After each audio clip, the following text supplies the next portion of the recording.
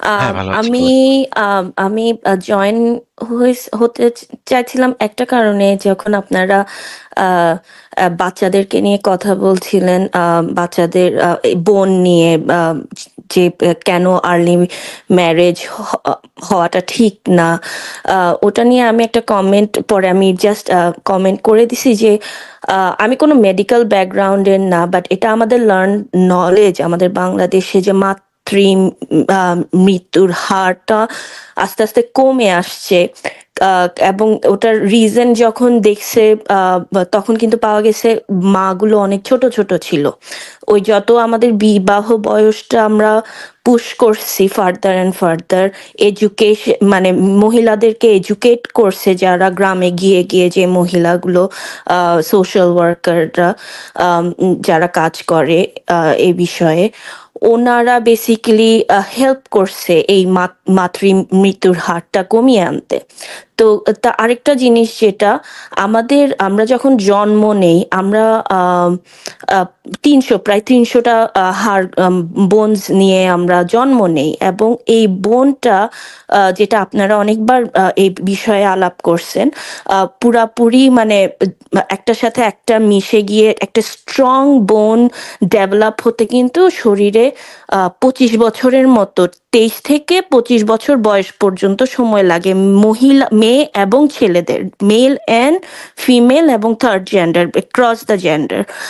তো এর জন্য ইভেন ১৮ বছর বয়স, বিয়ের বয়সটাও কিন্তু খুব একটা কনজারভেটিভ বিয়ের বয়স।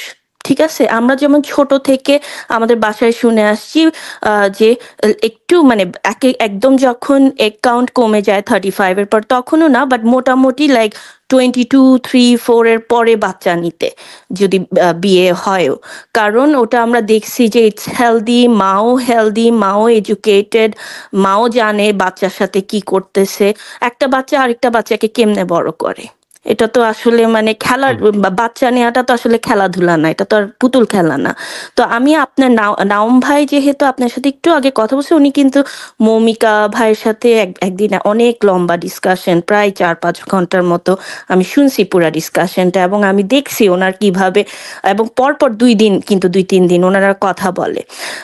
আমি ওনাদের কনভারসেশন শুনেছি, এবং মানে যেভাবে মমিনরা স্টার্ট করে খুব অ্যারোগ্যান্স, একদম ৪-৫ জন কিন্তু মৌমিকা ভাইকে এট সাম পয়েন্ট বলছে, স্বীকার করছে যে ওনারা ৪-৫ জন কিন্তু একসাথে ঢুকছে ডিফারেন্ট অ্যাকাউন্ট থেকে। আম আমি আমি যখন আপনার কমেন্ট বক্সে এই কমেন্টটা করছি যে বোন ডেভেলপমেন্ট হতে ২৫ বছর করে, সময় লাগে। ওখানে কিন্তু উনি নিজে কমেন্ট করছে ASS। তো তো আমার আর কিছু বলার নাই। আ এটা ঠিক, এগুলো সময় লাগবে, এবং আমরা অনেকে যারা আমি আজকে প্রায় ২৪ বছরের, I am out of it. তো ইটস লাইক আমাদের ইটস লাইক ড্রাগ এডিক্টদের যেমন বাইর হয়ে যায়, আমাদেরও অবস্থা এরকম। আ ইট টেকস টাইম, এবং আরেকজন ভদ্রলোক যিনি অগনস্টিক, যিনি কথা বলছিলেন, হ্যাঁ, এটা আসলে আমাদের কোনো জায়গা নাই বলার যে আমাদের প্রসেসটা কি। অনেক সময় আমাদের প্রসেসগুলোও কিন্তু ঐরকম অর্গানাইজড না। এটা হচ্ছে খুব লাইফ এক্সপেরিয়েন্স থেকে কোয়েশ্চেন আস্ক করি বা মিলে না। আমিও হজ করছি। আমি হজ করছি কখন? আমি অনেক ছোট বয়সে বড় হজই করেছি। যেই বছর আরবের সব বোরখাগুলো পুড়ায় দেয়া হইছে। কারণ ওরা ওদের মনে হয়েছিল বোরখাগুলা খুব ফ্যাশনেবল, বোরকা পড়তেছে মেয়েরা, একটু কালারফুল। যেই বছর ওরা বোরকা পুড়ায় দিচ্ছে, সেই বছর আমি হজ করছি। ঠিক আছে? আচ্ছা, আহ আচ্ছা। তো আমার এক্সপেরিয়েন্স আছে আরব নিয়ে। ও এক্সপেরিয়েন্স মানে অ্যাজ এ হাজি আরকি।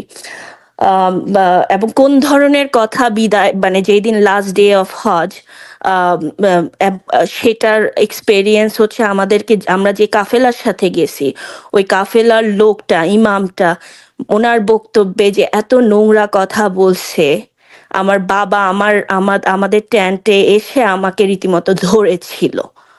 মানে একটা বড় খারাপ কিছু হয়ে যেত তখন। কারণ আই ওয়াজ ইয়াং, আমি 15-16 ইয়ার্স অফ এজ ছিল আরকি তখন আমার। এবং আমার সাথে আমার ভাই-বোন যারা গেছে সবাই আমরা দেশে এসে একটা কথাই বলছি যে, "এত নবী রাসূল ওই এরিয়াতে এই কারণেই আসছে ওখানকার মানুষগুলো খুব বদমাশ।" মানে হ্যাঁ, আবার এটা এটা এটা আমিও ছোটবেলা থেকে শুনে আসতেছি। আল্লাহর এত নবী পাঠাইতে হইছে যে ওই এলাকার হ্যাঁ, মানুষগুলো এত খারাপ যে আল্লাহর হ্যাঁ। দেখেন দেখেন বিবিসিতে একটা নিউজ, হজে গিয়ে যৌন হয়রানি, টুইটারে নারীদের ভাই সম্মিলিত প্রতিবাদ। হ্যাঁ, আমার এক্সপেরিয়েন্স এর কথা বলি। যেদিন আমরা ওই শয়তানের ইয়ে ফেলতে গেছি আমরা, ওই যে ছোট ছোট পাথর ফেলে না 7টা শয়তানকে, 3টা শয়তানকে, ওখানে যখন গেছি আমার পিছনে আমরা এক লাইন করে দাঁড়াইছি, হ্যাঁ? দাঁড়ানোর পরে আমার পাশে আমার বাবা, আমার পাশে আমার দুলাভাই, আমার আপা, ভাই এরকম। আমার দুলাভাই নোটিস করছে I was a 15-year-old girl. আমার পিছনে একটা লোক এসে যে ধাক্কা দিচ্ছে এবং আমি আমার বাবার দিকে তাকাচ্ছি, মানে ওই এজটাতে ইউ ক্যান নট সে, এবং you are standing among the kind of people যারা এমন পাগল যে ছোট ছোট করি ফেলতে বলছে, ওরা পায়ের থেকে জুতা ফেলাচ্ছে ওখানের মধ্যে, তাদের এত এক্সাইটমেন্ট ওখানের মধ্যে। আমার পরে আমার দুলাভাই আমার পিছনে এসে দাঁড়ায় গেছে, লোকটা আমার দুলাভাইয়ের দিকে তাকায় ভয় পেয়ে গেছে। এই বিষয়ে আমরা জীবনেও কেউ কথা বলি না। এন্ড আপনি বুঝতেছেন আমি কি বলতেছি, রাইট? হুম তো হুম। এটা আমার এক্সপেরিয়েন্স আছে হজ করতে গিয়ে। আমি আমার হাজবেন্ডের সাথে শেয়ার করছি সেটা। দ্যাটস হাউ দিস পিপল আর। মানে I am not saying everybody is bad, but যারা মুমিনরা যেটা মনে করতেছে যে ইসলামিক রাষ্ট্র হইলে সব ভালো হয়ে যাবে, এটা তো একেবারে সবার মুখ বন্ধ হয়ে যাবে। এসব জায়গায় আপনি কথা বলতে পারবেন আর মেয়েদের তো কোনো সেই নাই ওখানে। মানে আমি যে বলবো একটা মানুষ অন্য আজকে যদি এটা বাংলাদেশে এরকম কিছু হতো, আমার ভাই দুলাভাই বাপ যেখানে আমার দাঁড়ায় আছে ওখানে তার নাক টাক ফাটায় দিত। সেই জায়গায় আমার বাবা টের পাইছে, পরে আমার আব্বা এসে দাঁড়ায় আমার আমার ঘাড় ধরে, আমরা ওখান থেকে মানে আমার শোল্ডারে চেপে ধরে আমাদের সবাইকে, মানে I got out of it. এবং সো এরকমের ঘটনাতে যেটা ঘটে যে মানে বাবা মা অনেক সময় মেয়েদেরকেই বকাঝকা করে, না, শুরু না, করে আমাকে বকাঝকা করে। আমার বাসায় এমনও ঘটনা ঘটছে যে নামাজ পড়ানো শিখায় না হুজুর। আমাদের বাসায় বলা ছিল 2 মেয়েকে যখন নামাজ পড়ার শিখাবে, হুজুর যখন আসবে হুজুর পড়াতে, at that time যেন সকালের টাইমে হয় যখন আমার বাবা বাসায় থাকে অফিসে যাওয়ার আগে। ছেলেরা ভোরে শিখুক যখনই শিখুক, মেয়েদের হুজুর কিন্তু বাসায় আসতে হবে। এবং আমাদের যেখানে পড়াতো ডাইনিং টেবল আর ওখানে লিভিং রুমের ওখানে একদম দরজা ছিল, আমার আব্বা বসে থাকতো এবং আমার নামাজ পড়ার সময় লিভিং রুমের লাইট বন্ধ ছিল, অন্ধকারের মধ্যে আমার বাবা বসে আছে এবং হুজুর ডাইনিং টেবিলে পড়াচ্ছে এবং সে আমার নামাজ পড়তে আমি সিজদায় যাচ্ছি, আমি জানি না সে আমার হাত, মাথা, শোল্ডারের উপরে হাত দিচ্ছে অর সামথিং, চেপে কিভাবে আমার চেস্টটা নামাইতে হবে অর সামথিং। ও মা, আমার বাবা দৌড়ায় এসে হুজুরের ঘাড় ধরে, তার কলার ধরে, তাকে মনে হয় কিক করতে করতে করতে করতে সামনের দরজা না, একেবারে বাইরের গেটের থেকে লাথি মেরে বাইর করছে আমার বাবা। সো আমি আমার আমার মানে আমার বাসায় কখনো এইসব মানুষের জন্য রেসপেক্ট দেখি না, কারণ সেই সময় আমি যখন বড় হচ্ছিলাম তখন আপনারা মনে আছে নাকি জানি না, 1997 মনে হয়, 97-96 এর দিকে একটা তানিয়া নামের একটা ছোট মেয়েকে রেপ করে হ্যাঁ হ্যাঁ একটা হুজুর, হ্যাঁ, হ্যাঁ ওই হ্যাঁ, আমার তখন মনে থেকে আছে। অনেক বেশি অ্যাওয়ারনেস, একদম ছোট বাচ্চা মেয়ে, তখন থেকে মানে অনেক এরকম ইনসিডেন্ট। একটা মোল্লা হুজুর পুলিশ অফিসার টাইপের বউ হেল্প করছে একটা মেয়েকে করতে, ছোট মেয়ে যে মানে আছে না পাড়ায় যায় একজন একজনের হুম বাসায় হুম। বাচ্চা দেয়, ওরকম অনেক ইনসিডেন্ট তখন পেপারে আসতেছিল। তখন থেকে মানে বাবা মারা আরো অ্যালার্ট হয়ে গেছে এবং হুজুররা মানে সেই সময় জানতো হুজুরদের বিহেভিয়ার কি। এবং আমি যে আমার হজের কথা, বিদায় হজে ওরা কি মানে হজের লাস্ট দিনে খুতবাতে কি পড়ছে জানেন? এই বাংলাদেশের লোক যে ইমাম গেছে সে নিজেকে কিন্তু চিটং এ দাবি করতো সে মোহাম্মদের বংশধর, এরকম যে কত মোহাম্মদের বংশধর আছে আমাদের বাংলাদেশে। তো ও বলছে যে বাংলাদেশে রেপ হয় একেবারে উচিত। তখন একটা ইনসিডেন্ট হয়েছিল নিউ ইয়ারে, মনে হয় একটা মেয়ে হ্যাঁ, হ্যাঁ, তার হ্যাঁ, হাজবেন্ডের সাথে টিএসসি তে, সামথিং, হ্যাঁ হ্যাঁ, টিএসসি তে, হ্যাঁ। ইয়েস, ওইটা নিয়ে সে কমেন্ট করছে যে উচিত হয়েছে এভাবে গেছে, মানে সেটা হজের আরবে বসে হজের দিন সে এই কথা বলতেছে। আমি তো লাল মানে আর কি বলে ভাইয়া, এই এই এইগুলো মোমিনগুলা চোখ কানা মনে হয়। আমাদের বাথরুমের অবস্থা যে কি বাজে ছিল, অথচ আমাদের পাশে আমেরিকার একটা তাঁবু ছিল। পরে ওই আমেরিকার তাঁবু, ওদের বাথরুম গুলো অনেক সুন্দর ছিল। আমরা এবং বাঙালিরা ইভেন যাওয়ারও আমাদের মানে অ্যালাউড ছিল না ওখানে।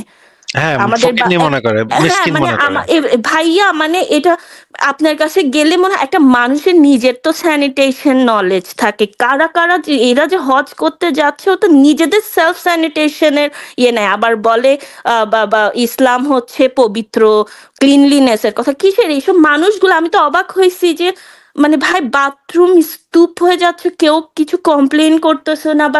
আমি আমি পুরো আমার ডায়রিয়া হয়ে ওখানে লাস্ট দিন আমি পড়েছিলাম।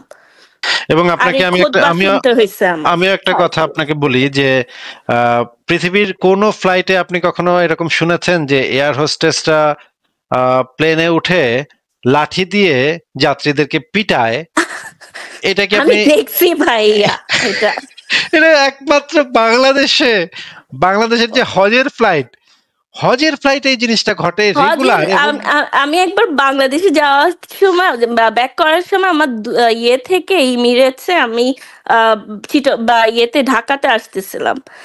আরে বাবা, গা- আমি জাস্ট দেখে আসি কিভাবে যে লোকগুলো বসে আছে পিছন থেকে তাকায় তাকায় কি বাজে বাজে নোংরা নোংরা কমেন্ট করতেছে এয়ার হোস্টেসদেরকে নিয়ে। ইচ্ছা করে বেল দিয়ে দিয়ে ডাকতেছে, ইচ্ছা করে বেল দিয়ে দিয়ে এটা এটা ডাকতেছে। এটা হ্যাঁ, এমিরেটস আমি দেখেছি, টার্কিশ এয়ারলাইন্স আমি দেখেছি যে বাঙালি যদি ওঠে, বাঙালি যে হজের, বিশেষ করে হজের যাত্রী, বা ওই যে মনে করেন সৌদি আরবে যে লেবাররা যায়, লেবারদেরকে হুম, আমি ছোট করছি না, কিন্তু এটা বাস্তবতা, এটা কিছু করার নাই, হ্যাঁ। এটা বলতেই হবে।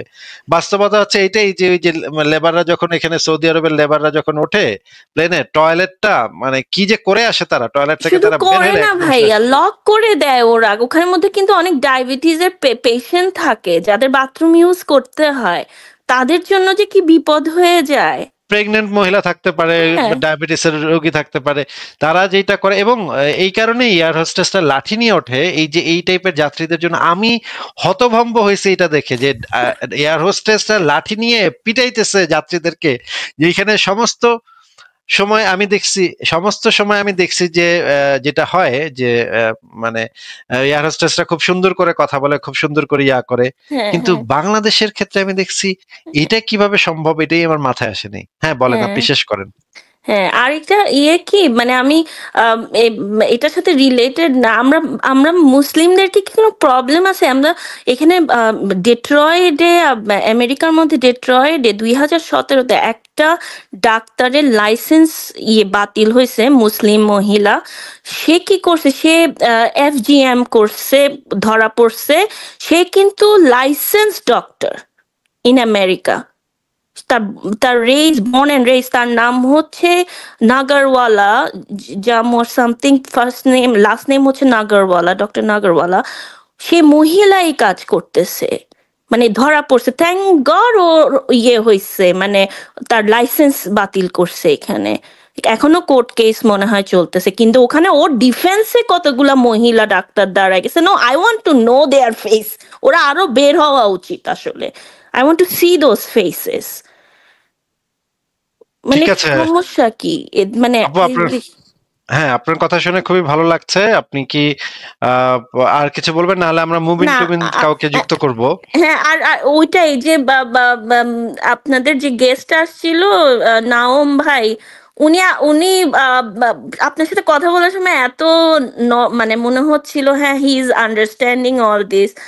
আবার আমার কমেন্টের নিচে সে এস লিখে দিল। আমি মানে একটু গ্রেইন অফ সল্ট দিয়ে এদেরকে দেখে, and আমার একটা লাস্ট ইয়ে হচ্ছে আপনি, আসাদ ভাই, মৌমিকা ভাই, তারপরে আপনাদের সত্যের সন্ধানী, আমাদের ইয়ে ফারহাজ অর্ণব ভাই, আলফি ভাই, আপনারা সবাই খুব ইম্পর্টেন্ট অ্যাসেট আমাদের জন্য, এবং আরো অনেককে আমি বাদ দিচ্ছি, নাম আমার হয়তো আসতেছে না। আমাদের মুফতি মাসুদ ভাই, মুফতি ইমরান এখন অ্যাড হয়েছে, এবং ওনার ওনার সাথে যে ওনার আরেকজন ফ্রেন্ড আরো আছে। আপনারা আমাদের জন্য অ্যাসেট। প্লিজ আপনাদের অ্যাড্রেস ট্যাড্রেস, আপনাদের কিছু হলে কিন্তু এটা কিন্তু আমাদের একটা বড় ধাক্কা। তো we don't want you guys to stop what you doing. আপনারা প্লিজ স্টে সেফ, হেল্প করেন আপনারা অনেককে, উই আন্ডারস্ট্যান্ড দ্যাট, কিন্তু বাট নিজের ঝুঁকি নিয়ে প্লিজ একটু আপনাদের বেঁচে থাকাটা বেশি ইম্পর্টেন্ট আমাদের জন্য আর কি। এটাই বলে আমার ঠিক আর আছে, কিছু বলার নেই। অনেক ধন্যবাদ আপনাকে। ভালো থাকবেন, আপনার জন্য শুভকামনা আচ্ছা, রইল। থ্যাংক ইউ ভাই। ঠিক আছে। আমি দুবাই ছিলাম প্রায় 7 বছর। ওখানে সৌদি থেকে আপনার আরবিয়ানরা, আমি মেনটেন্যান্সের কাজ করতাম বুরুজ খলিফা টাওয়ারের পাশে আল মরুজ কমপ্লেক্সে। ওখানে প্রায় 60 ঊর্ধ্ব একজন ব্যক্তি একটা অ্যাপার্টমেন্ট ভাড়া নিয়েছিল। ওই অ্যাপার্টমেন্টের রুম ছিল প্রায় 6টা।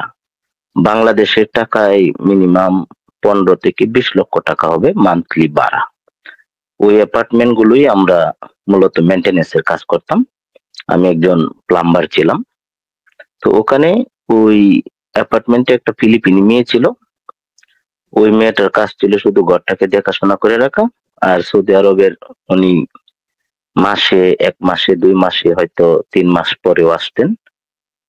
যেদিনই আসতেন এদিন এই 13-14 বছরের 2টা মেয়ে কিংবা 3টা মেয়েকে নিয়ে উনি অ্যাপার্টমেন্টে আসতেন। 2 দিন 4 দিন 2 দিন থাকতো ওই মেয়েদেরকে নিয়ে, পরে বিদায় দিয়ে দিত। আবার এর পরের দিন আবার 2 জনকে নিয়ে আসতো। এভাবে দেখা যেত সে এই শুধু ভোগ বিলাসিতার জন্যই সে এই অ্যাপার্টমেন্টটা বছরের পর, আমি প্রায় 4-5 বছর দেখছি অ্যাপার্টমেন্টটা উনি ভাড়া রাখতেন। এরকম ভাবে প্রায় আরো 10-15টা অ্যাপার্টমেন্ট এরকম ছিল আলমোরস কমপ্লেক্সে। আর আমি যে বিষয়টা শেয়ার করার জন্য বলছি ওটা হলো, আমি একজন পাক্কা মুমিন ছিলাম, কিন্তু দেখা যাচ্ছে যে আমার একজন লোক আছে ঢাকা থাকে, কাছের একজন মানুষ। ও আমাকে কতগুলো প্রশ্ন করেছিল। এই প্রশ্নগুলোর আমি উত্তরও দিতে পারিনি। এমনকি আসিফ ভাই কি শুনতে পাচ্ছেন আমার কথা?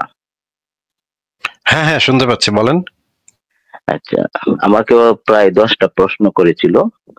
তো প্রশ্নগুলোর একটার উত্তর দিতে পারিনি। এমনকি আমি তাকে বলেছিলাম যে তুই মনে হয় কোন নাস্তিকদের বই পড়ে তুই আমাকে এই প্রশ্নগুলো করছস। কারণ আমি একজন মুমিন, আমি ইসলামের অনেক প্রশ্ন করলে আমি উত্তর দিতে পারি। যে হাদিস জীবনে শুনছি না, এই হাদিসেরই উত্তর দিলে পরে গিয়ে খুঁজে দিই মিলে যায়। কারণ একটা ধর্মের মধ্যে যে সাধারণত কি বলা হয়, নেতিবাচক কথাগুলো, এগুলো তো আনুমানিক ধারণাই করা যায়। তো ওর প্রশ্নের উত্তর দিতে পারি নাই। না পারে আমি কি করলাম, গবেষণা করা শুরু করলাম। গবেষণা মানে এই যে ভিডিও টিডিও দেখা, কারণ বই পড়ার সময় আসলে হয়ে ওঠে না। সংশয়.com আমি ডাউনলোড করে ওইটা পড়ি প্রায় সময়। তো এভাবে পড়তে পড়তে দেখলাম যে সব উল্টা। আমি আমার ওয়াইফের সাথে প্রতি রাত্রে এগুলো নিয়ে আলোচনা করি। ওয়াইফ আমাকে বলতে শুরু করলো, তুমি নাস্তিক হয়ে গেছো, আমি তো লজ্জায় কাউকে বলতে পারি না কোনো কিছু। এভাবে দেখতে দেখতে পড়তে পড়তে হঠাৎ আমার কাছে আমি 100% ক্লিয়ার হয়ে গেলাম যে আসলে পৃথিবীতে যত ধর্ম আছে এগুলো আসলে মানুষের দ্বারাই সৃষ্ট, মানুষই এগুলো বানাইছে। আর যে নবী জীবনে কোনোদিন একটা মিথ্যা কথা বলেনি, আমার মনে হয় সে জীবনে কোনোদিন একটা সত্য কথাই বলেনি। এই কথাটা আমার কাছে এখন মানে কনফার্ম মনে হচ্ছে। আমি আপনি আমাকে সময় দিচ্ছেন এই জন্য ধন্যবাদ। কারণ কেন বলতেছি, অনেক দিনের আকাঙ্ক্ষা কথাগুলো বলার জন্য। আমি অলরেডি আমার কয়েক বন্ধুদেরকে দাওয়াত দিয়ে দিয়েছি। এর মধ্যে কয়েকজন প্রায় আমার কথাগুলোকে মানে যুক্তি দিয়ে প্রমাণ মানে দেখাতে পারার কারণে সে বুঝতে পারছে যে আমি সঠিকই বলতেছি। কারণ ধর্ম যে একটা সম্পূর্ণ বিশ্বাস, এটা আসলে আমি আপনা মানে আমি যদি মনে করি যে এই যুগের আসিফ ভাই, ফারাজ ভাই এই যুগের জন্য নবী, যদিও আপনারা কোনো ধর্ম প্রচার করছেন না, কিন্তু আপনারা যে সত্য প্রমাণ সহ একটা প্রুফ দিয়ে তাহলে কি আসিফ ভাই আর আমার কি এখন বাচ্চা মেয়ে খোঁজা শুরু করে দেওয়া উচিত? না, আপনারা তো এই যুগের জন্য একটা আদর্শবান নীতিবাচক ব্যক্তি বলা যায় আপনাদেরকে। আপনাদের দ্বারা আর যাই হোক এই কাজগুলো হওয়ার সম্ভাবনা কোনোভাবেই নাই। কারণ আমরা যাকে আদর্শ মনে করতেছি সে তো একজন কালপিট ছিল, সে একজন নারী দর্শক ছিল। এই কথা আমার মুখ দিয়ে আসতে এখন 1% দ্বিধাদ্বন্দ্ব নাই, কারণ এটা আমার কাছে জলজলা পরিষ্কার। একটা কথা আসিফ ভাই বলতে চাই আপনাকে, যে আপনাদের যে থিঙ্কিংটা আসতে হয়তো অনেক সময় লাগছে, আমার মাত্র 2 মাসের মধ্যে আমি 100% কনফার্ম হয়ে গেছি। আপনি বলতে পারেন ভাই অত তাড়াতাড়ি আপনার কিভাবে আসলো? ভাই আমার কাছে একটা ধারণা খুব তাড়াতাড়ি আমার মাথার মধ্যে ক্যাচ করে। যদিও আমার লেখাপড়া মাত্র আমি ইন্টারমিডিয়েট পাস, এত বেশি লেখাপড়া করিনি। মার্কেটিং এ অনার্স করছিলাম 2 বছর, পরে আর লেখাপড়া হয়নি। কাতার চলে গেছিলাম, কাতার থেকে এসে আবার দুবাই চলে গেছিলাম। বিষয়টা হলো একটা জিনিস পরিষ্কার থিঙ্কিং ধারণাটা মাথার মধ্যে সহজে ক্যাচ করে। আমার কাছে সবকিছু মনে হচ্ছে জলজলা পকপকা, যেখানে কোনো ভেজাল নাই, সবগুলো আমাদের দ্বারাই সৃষ্ট। জাত, কালচার, শিয়া, সুন্নি, ইসলাম, হিন্দু, খ্রিস্টান, বৌদ্ধ যা কিছু আছে সব আমাদের দ্বারা সৃষ্ট। আসিফ ভাই, এম আই রাইট? হ্যাঁ বলেন, আপনি বলতে থাকেন, পরে আমরা বলবো। আমার কাছে খুব ভালো লাগতেছে এই কারণেই যে আসিফ ভাইয়ের মতো একজন ব্যক্তির সাথে আমি কথা বলতে পারতেছি। ফারহাজ ভাই আমার কথা শুনতেছেন নীরবে, এতে আমি অনেকটাই আবেগ প্রফুল্ল। আমি ভাবি নাই যে আপনারা আমাকে এতটুকু সময় দিবেন, আমি খুবই আনন্দিত এবং খুশি। অত্যন্ত দুঃখের বিষয়টা এটাই যে আমার মা কাল থেকে হয়তো রোজা রাখবে। আমি আমার মাকে বুঝাতে পারছি না, যদিও আমি আমার বউকে বশ করে ফেলেছি, বুঝাইছি যে রোজা রাখার দরকার নেই, কার লাগিয়ে পরিশ্রম করবা, মরলে তো আসলে এগুলোর মধ্যে কিচ্ছু নাই।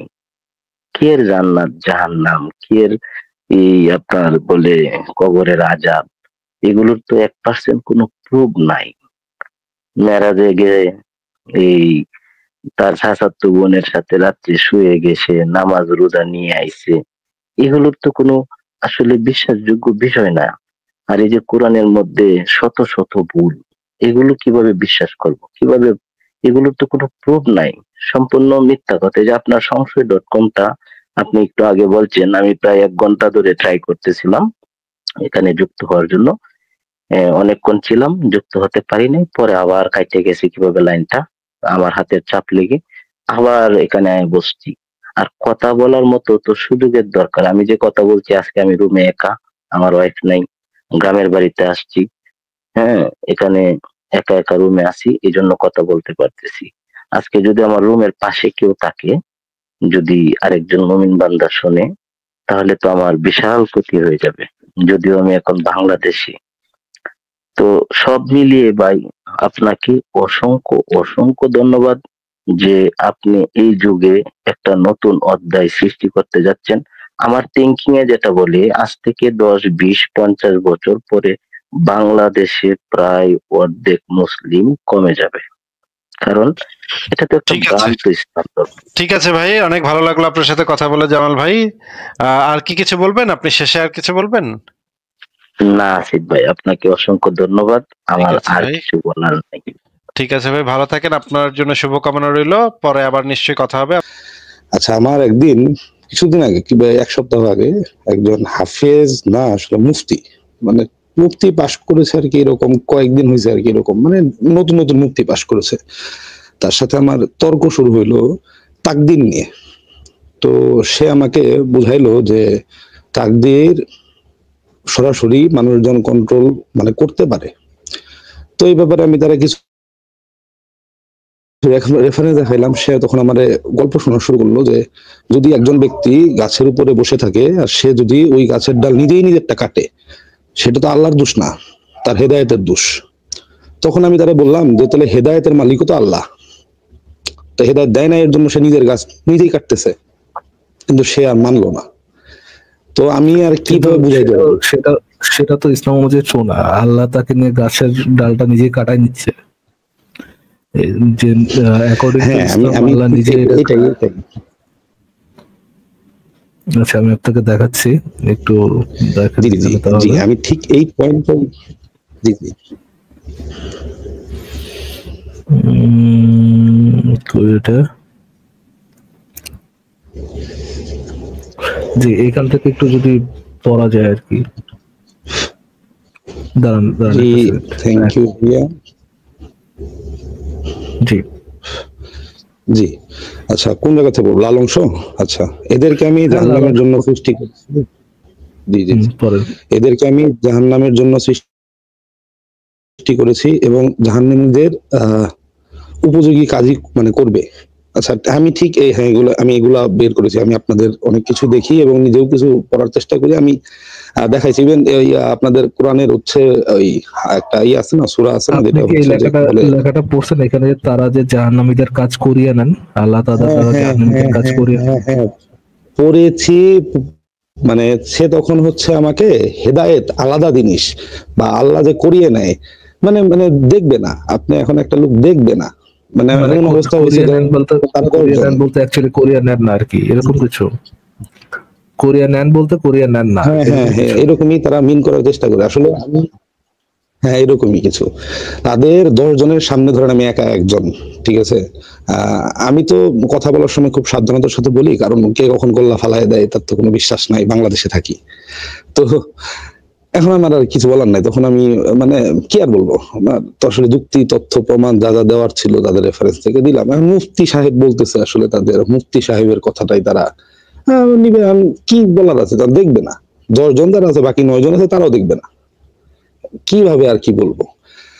আচ্ছা যাই হোক, এটা আর বলে লাভ নাই, এই ব্যাপারটা আমিও জানি, তাও একটু জি, আপনি ডিসকাশনের জন্য at আপনার best সাথে। যেটা করতে পারেন সেটা হচ্ছে যৌক্তিক কথা বলতে পারেন। পাছা দিয়ে পাহাড় ঠেলা এটা মানুষের কাজ না, এটা করে লাভও নেই। জি জি আরেকটা জিনিস হচ্ছে, অনেকেই আমি একটা জিনিস খেয়াল করেছি যে আপনি হয়তো দেখছেন, যে অনেকে দাবি করার চেষ্টা করে যে আয়েশার 9 বছর বয়সেই পিরিয়ড হয়ে গিয়েছিল, ঠিক আছে।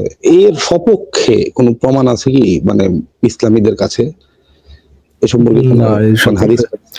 এসব এসব পক্ষে কোনো প্রমাণ নাই। অন্যের বর্ণিত একটা কথা আছে, ধরেন একজন একজন হাদিস লেখকের নিজস্ব বয়ান আছে এই সম্পর্কে, বাট আয়েশার মুখ থেকে এরকম কোনো বয়ান নেই। আচ্ছা এর বিপরীতে কি কোনো প্রমাণ আছে? আয়েশার যে পিরিয়ড হয় নাই, হ্যাঁ এটার বিপরীতে প্রমাণ আছে। আয়েশার যে ইয়ে হয় নাই এটা সম্পর্কে, দাঁড়ান দেখি এখানে থাকার কথা। একটু কাইন্ডলি একটু যদি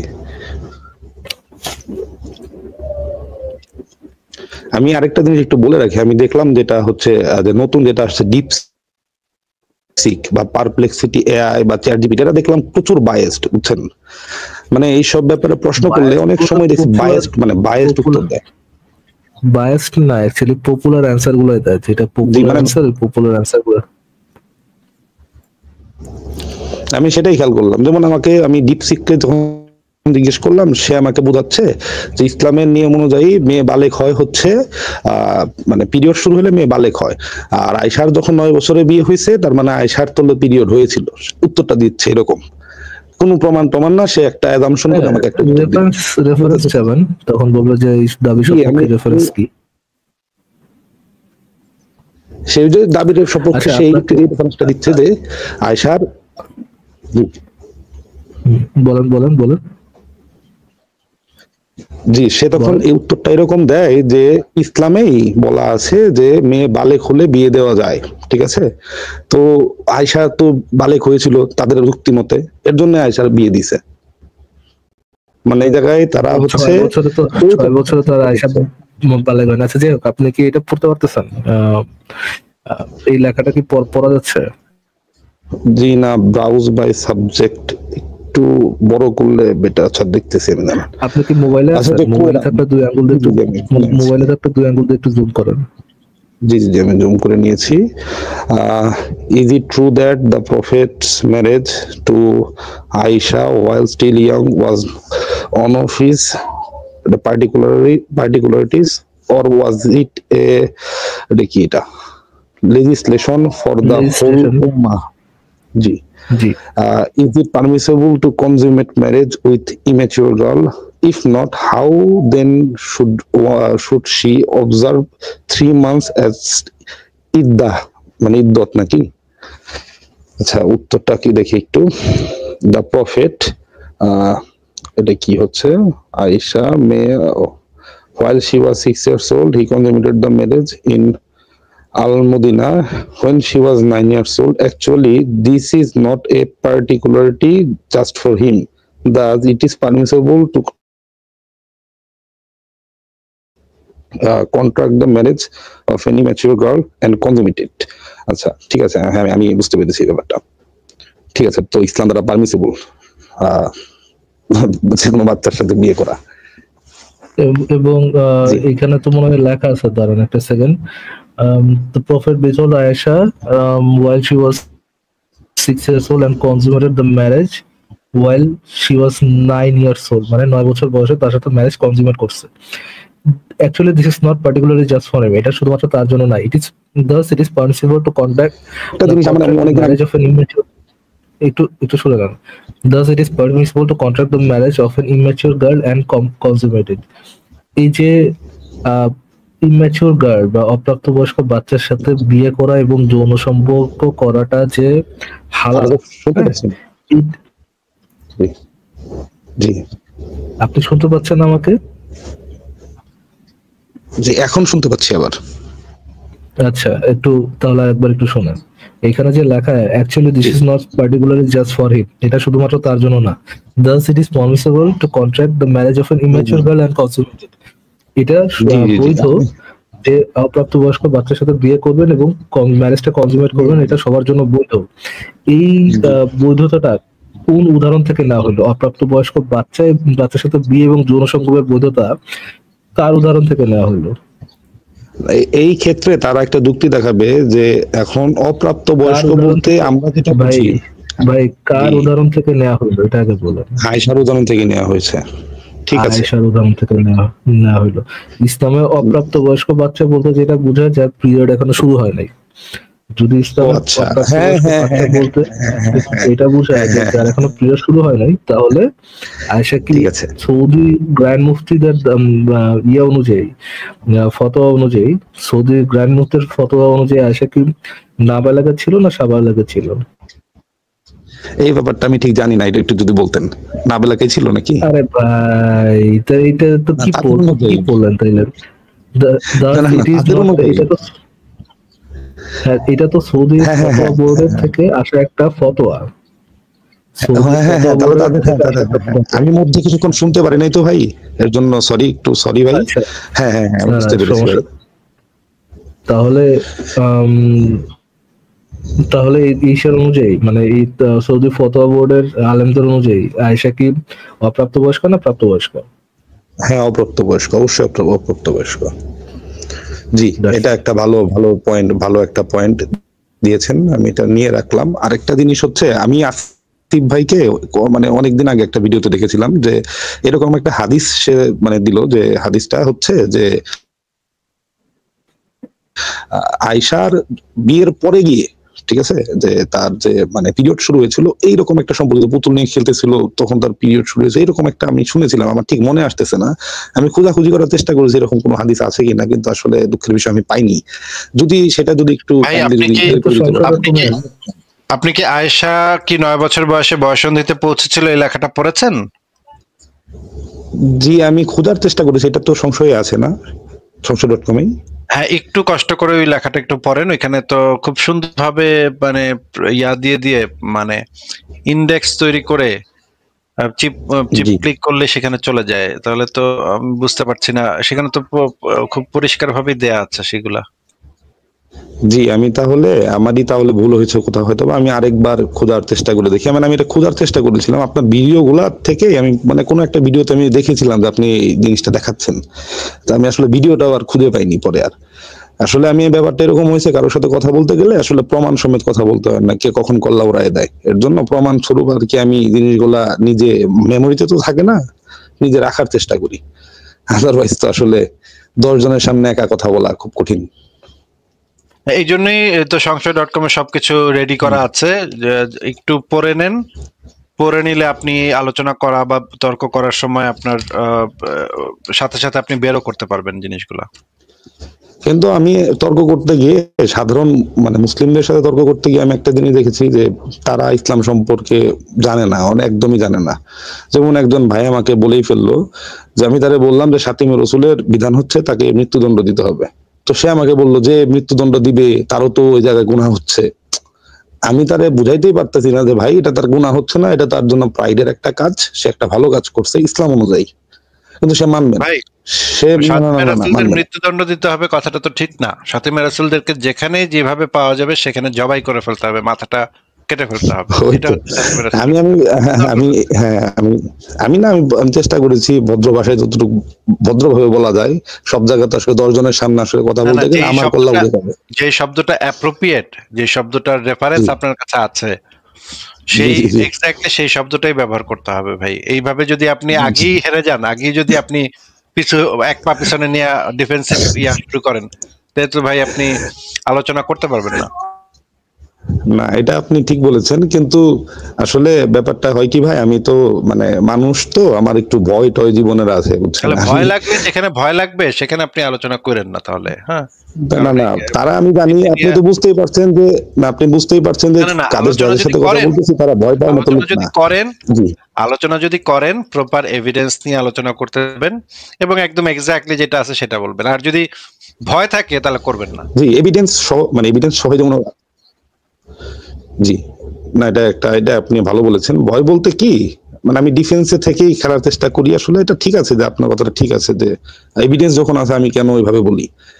হ্যাঁ, কথাটা ঠিক আছে, আমি মেনে নিচ্ছি ভাই। যাই হোক, ওনাকে আমি বুঝাইতেই পারলাম না যে এটার সপক্ষে আপনার কাছে প্রমাণ আছে, দলিল আছে, যেটাকে আপনি সত্য মনে করেন সেটা আপনি নির্ভয়ে সিনা টান করে বলবেন। কিন্তু আর সমস্যা তো ভাই বাংলাদেশে থাকি তো ভাই। হ্যাঁ, সেটাই তো বললাম, যদি আপনি ভয় থাকেন তাহলে করেন না, তাহলে দরকার নেই এটা ওইখানে আলোচনা করার। এমন ভাবে করবেন যেন, কিন্তু আবার যদি না বলি, কিন্তু ভাই প্রবলেমটা আমি বলি এই জায়গাতে, মানে যে ঝামেলাটাতেই পড়ি, যে আমি মনে মনে আমার কাছে দায়বদ্ধতা ফিল হয়, আমি যদি তাদের না বলি তখন জানবে না। ব্রেন খাটায় তাদের পক্ষে বলবেন যে ফাতিমা রাসূল হচ্ছে জঘন্যতম প্রাণী, এদেরকে জবাই করতে হবে, যেখানে পাও সেখানে জবাই করতে হবে। আমরা এটা লজ্জাবোধ করব কেন? বলে আপনি এটাই করেছি ভাই, সেম এই কাজটাই করেছি ভাই, কিন্তু প্রবলেমটা হচ্ছে সে মানতে নারাজ। সে পাক্কা মুমিন, পাক্কা মুসলমান, খুব নামাজ টামাজ পড়ে। আপনার মধ্যে ঈমান নাই, তোমার মধ্যে ঈমান নাই, তুমি জান্নাতে যেতে পারবে না।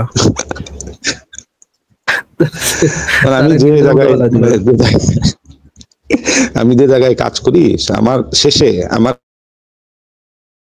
এতটুকু সৎসাহস আছে ভাই, আমি আমার যে অফিসে জব করি সেই জায়গার ইমাম সাহেব আছে একজন, সে নামাজ পড়ায়, তারে ডেকে আনছি। আমিও যখন এই টাইপের কথা বলি তখন আমার বলে যে না ভাই এটা একটু বেশি, ধরেন ইসলামের কথা ওই টাইপের ডিফেন্সিভ করে যায়। যখন বলতে চাই যে হ্যাঁ এই টাইপের মেয়েদেরকে তো ভাই যদি বেশি হয় তাহলে তো আরেকজনের সাথে, যার অলরেডি বিয়ে আছে তার সাথে বিয়ে করাও দিতে পারে। এরকম কথা বলতে গেলাম না এটা একটু তার বেশি হয়ে যায়। ভাই বেশি হওয়ার কি আছে? হালাল বিষয়কে নিয়ে তুমি লজ্জা পাবা কেন? হালাল বিষয়কে বুক খোলা বলবা। আমার আশেপাশে কয়টা ফ্রেন্ড কিন্তু জানা যায় আমি এটা আমি নাস্তিক মুভিটার সাথে মজা নিতেছি, তারও মুখ বন্ধ, আর যে শুনতেছে সেও তো ব্যাপ দেখা গেছে। বাপরে বাপ, হজ করে আসছে মনে হয় মুম্বাই, এই লোকে এরকম কথা মুখ ফোলায় বলতেছে। হ্যাঁ, অনেক সময় মুমিনরা লজ্জা পায় যায় যে ভাই তো হাদিসের কথা বলেন কেন ভাই, এটা তো ঠিক না, তো হাদিসের কথা বলা, তো কোরআন হাদিসের কথা বললে তো সমস্যা, লজ্জায় পড়ে যেতে হয়। সেটাই বলতেছিল যে অন্য জায়গায় যুদ্ধ পরে, হ্যাঁ, বা ওয়ার বুটি কালেক্ট করে এর চেয়ে ভালো হচ্ছে ইসলামের গনিমতের মাল লুণ্ঠন। হ্যাঁ, আমি বলছি অফকোর্স এর চেয়ে বেটার কোনো প্রসেস তো নাই। এই যে গনিমতের মাল বানায় নারীদেরকে স্লেভ বানানো, সেক্স স্লেভ বানানো, এর থেকে বেটার অপশন অন্য কোন ধর্মগ্রন্থে আছে? আমাকে ধর্মগ্রন্থ বের করে দেখাতো। সেক্স স্লেভ বানানো মানে, আরে যেটা আছে সেটা তুমি অস্বীকার করো কেন? সেক্স স্লেভের ইয়ে লাগবে, এই দেখো চ্যাটজিপিটিতে বের করে দিলাম। ওর সামনে তার সংশয়.com খোলা যাবে না, চ্যাটজিপিটিতে বের করে দিলাম।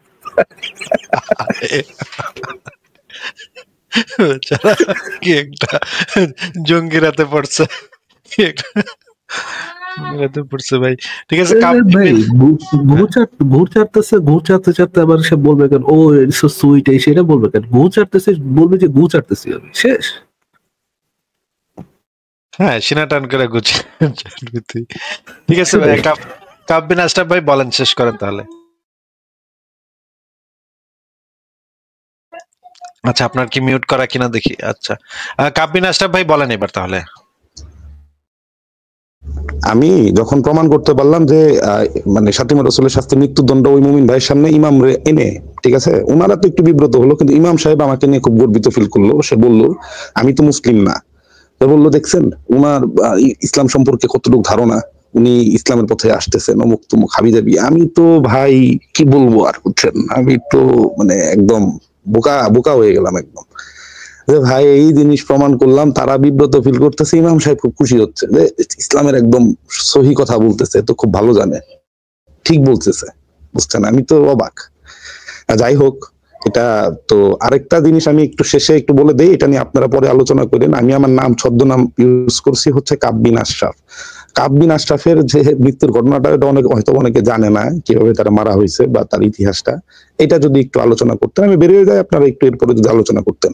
এটা তো ভাই আমরা 500 বার আলোচনা করছি ভাই, আর জি আরেকবার যদি একটু করতেন কষ্ট করে, অল্প ঠিক আছে ছোট ভাই, করে। আজকে তাহলে বিদায় জানাই। দেখি কোন মুমিন ভাইকে পাই কিনা। হ্যাঁ, ফারাজ ভাই তাহলে পরের জনকে যুক্ত করি। রাকিবুল রাজ, আপনাকে যুক্ত করা আছে, বলেন। জি, আপনারা আসলেই ভালো আছেন আশা করি। আচ্ছা, যে প্রশ্নটা করতে চাচ্ছিলাম সেটা হচ্ছে যে ইসলামে নাকি বলা আছে যে যে আসসালামু আলাইকুম দিবে তাকে নাকি ইসলামের অংশ হিসাবে মেনে নিতে হবে, সে যদি ইসলামের কোথায় পেয়েছেন ভাই? এটা আজকে আমাকে একজন বললো আর কি, আমি তো এটা শুনে আশ্চর্য হয়ে গেলাম। আপনি কি শুনছেন আর বগল বাজাইতে বাজাইতে চলে আসছেন, নাকি শুনে রেফারেন্স চাইছেন? রেফারেন্স চাইছি বলতে, রেফারেন্স তো ওই সমস্ত মানুষের কাছ থেকে রেফারেন্স নেওয়া তো আসলে তাহলে ভাই যে কোনো কথা, যে কোনো দাবি সপক্ষে রেফারেন্স কেউ দিবেন না, দাবিটা নিয়ে কোথায় রাখবেন, শুধু ওদের ডাস্টবিনে ফেলা দিবেন। That's it. ধন্যবাদ এক কথায় উত্তরটা দেওয়ার জন্য। কিন্তু এই যে মানে অমুসলিমরা আপনাকে সালাম দিলে আপনি কি করবেন সেই বিষয়ে আমাদের একটা টিভি চ্যানেলে খুব সুন্দর একটা বক্তব্য দেওয়া হয়েছিল, সেই বক্তব্যটা আমরা একটু দেখে নেই। দেখেন একটু, আমি দিচ্ছি, স্ক্রিনে দিচ্ছি।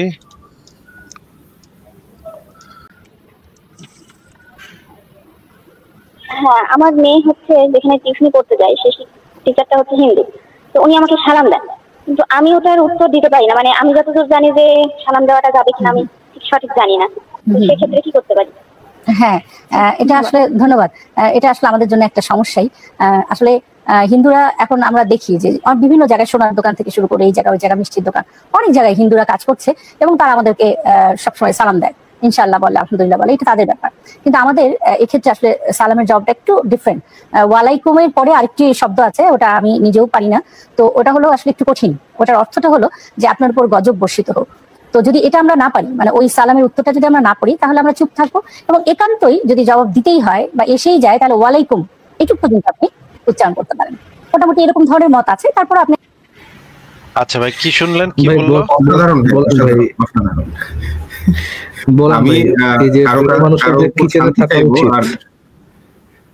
আমি কারো উপর শান্তি চাইবো আর সে আমার উপরে গজব নাজিল হওয়ার দিচ্ছে। অসাধারণ ভাই, দারুণ। আচ্ছা, এরকম আরো ভিডিও আছে। আপনি যদি হিন্দু অন্য ধর্মের মানুষের সাথে সহাবস্থান করা যাবে কিনা এগুলো জানতে চান, এখানে দেখেন সংশয়.com-এ অমুসলিমদের সাথে বন্ধুত্ব নিষিদ্ধ, এইটার ভিতরে আপনি এই সব ভিডিওগুলো একসাথে পেয়ে যাবেন। যেমন ধরেন এটা দেখেন, মুসলিম যত যাই করে সে দিন শেষে আপনার ভাই। দুনিয়ার সবচেয়ে খারাপ মুসলিমটা দুনিয়ার সবচেয়ে ভালো কাফিরটার চেয়ে ভালো। এটা কিন্তু আমরা মানা খুব কষ্টকর, এটা মানা খুবই কষ্টকর। আমরা দুনিয়ার সবচেয়ে খারাপ মুসলিমটা দুনিয়ার সবচেয়ে ভালো কাফিরটার চেয়ে ভালো। কেন ভালো? লা ইলাহা ইল্লাল্লাহ মুহাম্মদ রাসূলুল্লাহ সাল্লাল্লাহু আলাইহি ওয়াসাল্লাম, এটার ওজন অনেক বেশি। পুরো দুনিয়ার ওজন একদিকে, লা ইলাহা ইল্লাল্লাহর ওজন একদিকে। এটা ভারী হবে সবসময়। এই জিনিসটা বোঝা, আল্লাহর ব্যাপারটা বোঝা, এটা আমাদের ছুটে যায়। ঠিক আছে? এটা কত চমৎকার, তাই না? কত চমৎকার কথা যে দুনিয়ার সবচেয়ে খারাপ, সবচেয়ে গণহত্যাকারী ধর্ষক সেও আসিফ ভাই, আপনার ইসা থেকে কি ডাউনলোড করার অপশন আছে নাকি? এই যে ইয়া থেকে সংসদ.com থেকে ভিডিও ডাউনলোড করার অপশন আছে নাকি? না, আপনি তো ওই যে আমার ক্যানভাতে তো আপনি তো ইয়া আছেন, তাহলে আপনি না ভাই, ওটাতে আপনার ইয়া নাই, মানে আর কি আপনার প্রজেক্ট গুলো আমি দেখতে পারি না আর কি। আপনি হয়তো লিংক দিলে তারপরে অ্যাক্সেস পাওয়া যায় আর কি। আচ্ছা, আপনাকে তাহলে আমি সবগুলোর অ্যাক্সেস দিয়ে দিব না, আপনি এখান থেকে নিজেই কাইটা ডাউনলোড করতে পারবেন আর কি। আচ্ছা ভাইয়া, আরেকটা জিনিস যেটা ওই যে কিছু কিছু ভিডিও আসলে সাইট থেকে গেলে দেখায় রেস্ট্রিক্টেড, এটা সবার জন্য ওপেন না, এই ব্যাপারটা খেয়াল করেছেন ভাইয়া? হ্যাঁ, ওই যে সংশয়.com এ কয়েকটা ভিডিও আছে যেগুলো মেম্বারস অনলি করা আছে, কারণ এই যে মুমিনদের রিপোর্টের কারণে মেম্বারস অনলি করে রাখা আছে। ওগুলো আস্তে আস্তে খুলে দিব। ওই ভিডিওগুলো আপনারা পাবেন, মানে আমাদের লাইভ টাইভে পাবেন, আমরা দেখাই, কিন্তু ওই যে সংশয়.com এ রেগুলার প্রতিদিন ভাই অনেক রিপোর্ট করতে থাকে, সারাক্ষণ তারা রিপোর্ট করতে থাকে। ওয়েবসাইটটাকে কিভাবে ডাউন করা যায় সেটা নিয়ে তারা বিশাল চিন্তিত। তাদের অনেক সমস্যা হচ্ছে এই ওয়েবসাইটের কারণে।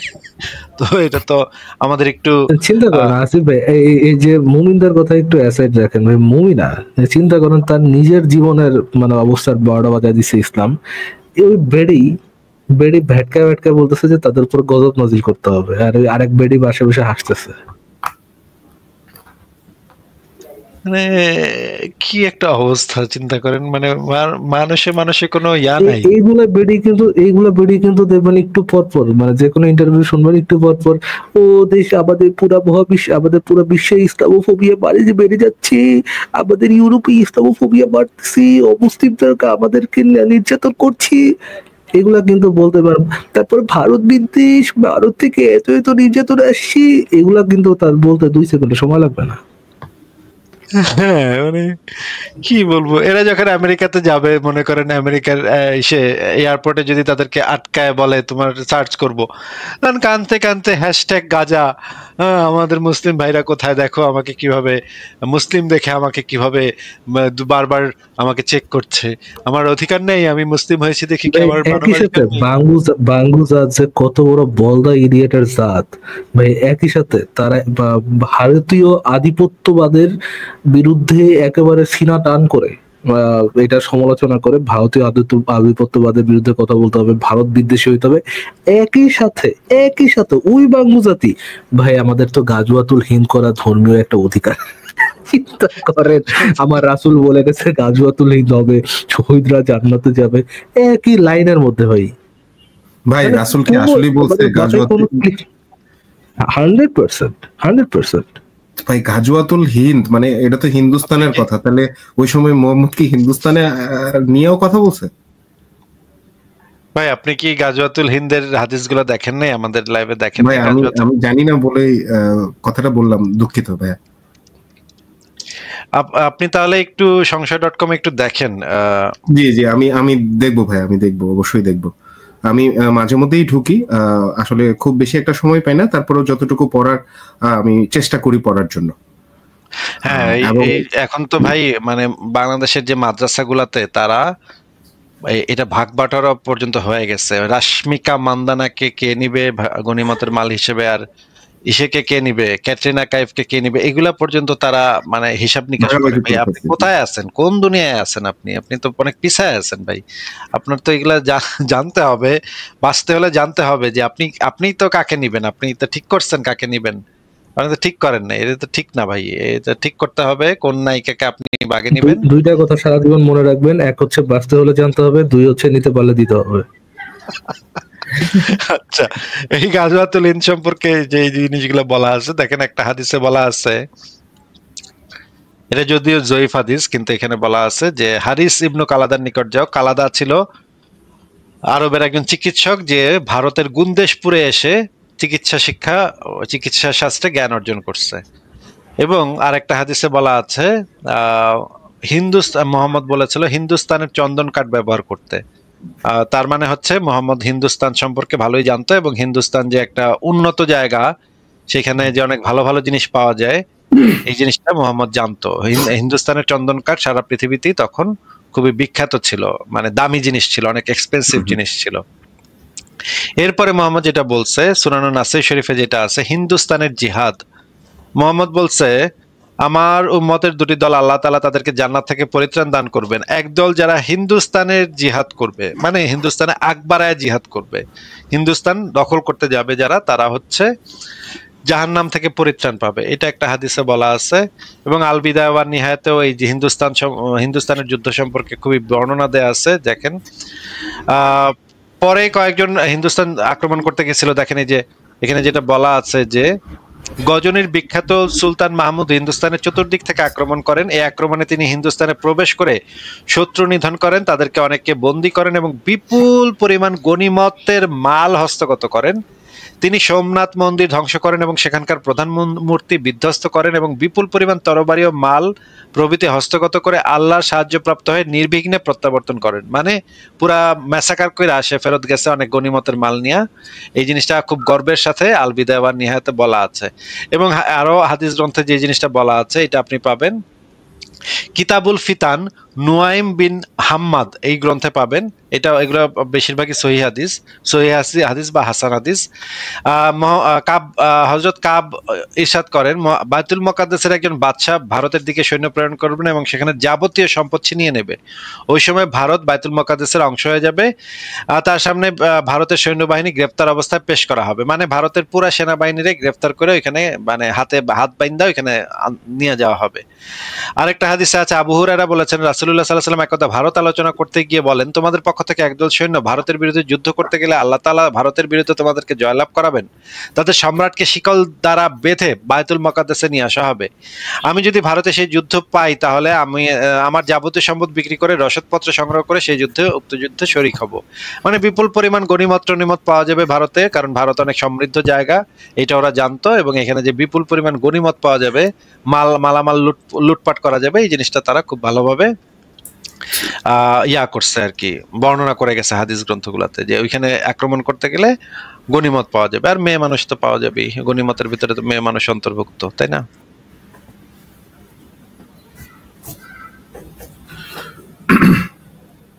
হ্যাঁ, আর কি কিছু বলবেন আপনি? জি ভাই, আরেকটা জিনিস বলতে যাচ্ছিলাম, সেটা হচ্ছে যে রিসেন্টলি আমি একজনের সাথে কথা হচ্ছিল, তো সে আমাকে বলতেছিল যে মানুষের ব্রেনের দ্বারা চিন্তা করতে হবে, এই করতে হবে। তখন আমি বলছি যে কেন আপনার যে হার্ট আছে, হার্টের মধ্যেও তো ব্রেন আছে, তাহলে সেটার মানে মস্তিষ্ক মাথার যে ব্রেন ওইটা দিয়ে চিন্তা করতে হবে কেন, আপনার হার্ট দিয়েও তো চিন্তা করতে হবে। তো বেচারা তখন আমার সাথে পুরোপুরি অস্বীকার। তখন আমি তাকে ওই যে আমি আসলে নামটা বলতে পারছি না, উনি বুক খুলে তো ওনার হার্টটা পানি দিয়ে করছিল, তো সেটা আমি ওনারা দেখাইছি যে এই আয়াত, এই যে দেখেন এনে বলছে, তারা আপনি কি অস্বীকার করেন? এখন সেই ডাক্তার তো মনে করেন পুরে গেছে মহা ঝামেলার ভিতরে। তো সামনে যারা ছিলেন ওনারাও তখন এই ব্যাপারটা নিয়ে আর কি প্রশ্নবোধক চিহ্নর মতোই আসছে। তখন উনি একটা এক্সপ্লেনেশন দিছে, এক্সপ্লেনেশনটা একটু সুন্দর ছিল, বলবো?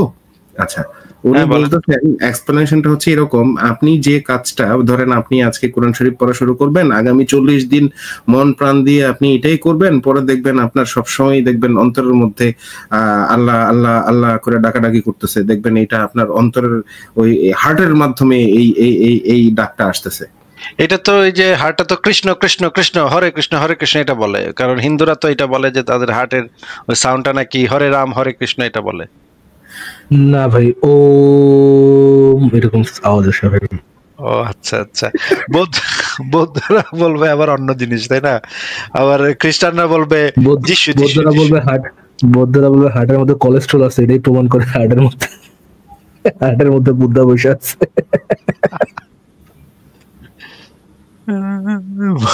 ভাই এগুলা কি বলবো, এগুলোর উত্তর কিছু দেয়ার নাই ভাই। ভাই এগুলোর উত্তর হচ্ছে ওই যে মোহাম্মদের বাচ্চা মোহাম্মদ যারা আছে তাদেরকে ওই মোহাম্মদের মতো করেই আসলে বলতে হয়। তো আমাকে একদিন বলতেছে যে আপনি এই সমস্ত কথা বলেন, আমি কি মোহাম্মদ যদি বলে যেতে পারে তাহলে আমি কেন বলতে পারবো না? উনি তো বলছে যে ওনার পথেই নাকি আমাদেরকে হাঁটতে হবে, তো ওনার পথেই তো হাঁটতেছি। হ্যাঁ, সুন্নাত ফলো করতেছে। ঠিক আছে রাকিবুল রাজ ভাই, আর কি কিছু বলবেন আপনি?